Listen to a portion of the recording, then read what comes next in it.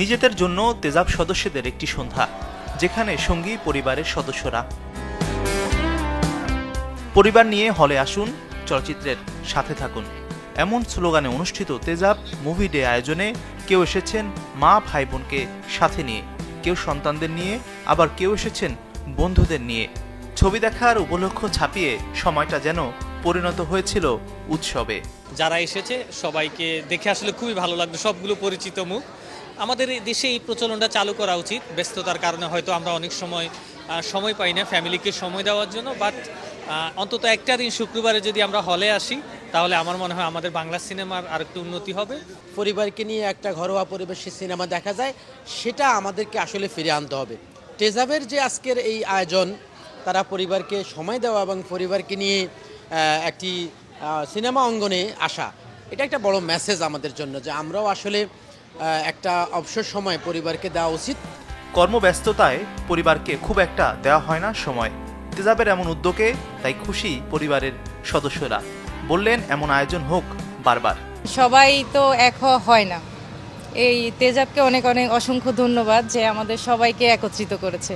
আমার কাছে অনেক ভালো লাগছে, এটা আমি প্রথমবার একটি সিনেমা দেখতে এসেছি এবং এই সিনেমাটি হচ্ছে বিনোদনের জন্য অনেক ভালো।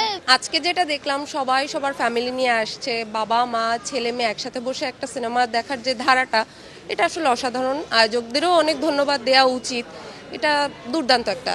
সহকর্মীদের সাথে দীর্ঘদিন দেখা না হওয়া আক্ষেপটাও কেটেছে তেজাব মুভি ডের আয়োজনে। বৃষ্টি স্নাত সন্ধ্যাটা যেন পরিণত হয়েছিল এক মিলন মেলায়। আত্মীয় স্বজন নিয়ে আমি সিনেমা দেখতে এসেছি। আমার মনে পড়ে না লাস্ট 20 বছর আমি একসঙ্গে এত মানুষ নিয়ে, নিজের রক্তের এত মানুষ নিয়ে সিনেমা দেখতে এসেছি, আমার মনে পড়ছে না। অনেক রকমের কাজে ব্যস্ত থাকে, বিশেষ করে বিনোদনের কাজে। তো আজকে আমরা সবার ফ্যামিলি নিয়ে এই যে সিনেমাটা একসঙ্গে দেখছি, উপভোগ করছি কাজের বাইরে, এটা মানে আমি ভাষায় প্রকাশ করতে পারবো না কি পরিমাণ উপভোগ করছি। সিনেমার মুখে আসলে দর্শক নাই এখন, পরিবার নিয়ে আসলে যে সিনেমা দেখার যে কালচার, এটি আসলে তেজাব যে আয়োজন করেছে, এটা আসলে মনে করি যে দর্শক বা যারা সিনেমা দেখতে আসবেন, সিনেমা তাদের জন্য একটি অনুকরণীয় একটা সিদ্ধান্ত আমি মনে করি। আয়োজন নিয়ে সংগঠনের সভাপতি আর সাধারণ সম্পাদক বললেন, তেজাব যেমন বিনোদন সাংবাদিকদের জন্য কাজ করবে, তেমনি কাজ করবে চলচ্চিত্রের কল্যাণে। দুটিকে সাথে নিয়েই আগামীর পথ চলতে চায় বলেও জানান সংগঠনের এই দুই প্রধান।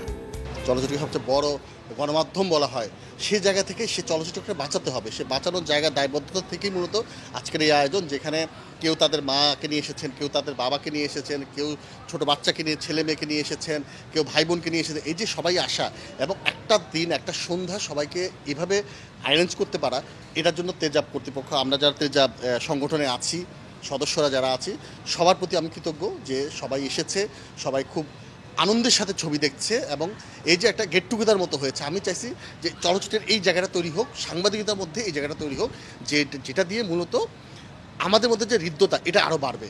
মানুষ পরিবার নিয়ে প্রেক্ষাগৃহে যায় না, আমরা সেই ভাবনা থেকে আবার আহ্বান জানাতে চাইছি যে আসুন আমরা আবার পরিবারের সবাইকে নিয়ে প্রেক্ষাগৃহে ফিরে আসি। এবং তার প্রথম ধাপ হিসাবে, যেহেতু আমরা সবাইকে আহ্বান করছি, তার প্রথম ধাপ হিসেবে আমরা আমাদের পরিবারের সদস্যকে নিয়ে কিন্তু আজকে এই তেজাব ফ্যামিলি ফিল্ম ডের আয়োজন করেছি। আমরা চাইছি যে যেদিন প্রেক্ষাগৃহে পরিবারের সবচেয়ে ক্ষুদ্র সদস্যটাও প্রেক্ষাগৃহে আসবে তার পরিবারের সদস্যদের নিয়ে, তখন থেকে কিন্তু সিনেমার সুদিন ফিরে আসবে। আয়োজনে জানানো হয়, আগামী 19 অক্টোবর তেজাবের আয়োজনে অনুষ্ঠিত হবে কোন পথে আগামীর চলচ্চিত্র শিরোনামের একটি চলচ্চিত্র বিষয়ক সেমিনার। সংকট কাটিয়ে কিভাবে ঘুরে দাঁড়াবে বাংলা চলচ্চিত্র। অভিনয় শিল্পী সহ প্রযোজক, পরিচালক, প্রদর্শকদের অংশগ্রহণে সেমিনারে তা নিয়ে হবে আলোচনা। মাজহারুল ইসলাম তামিম, চ্যানেল 24, ঢাকা।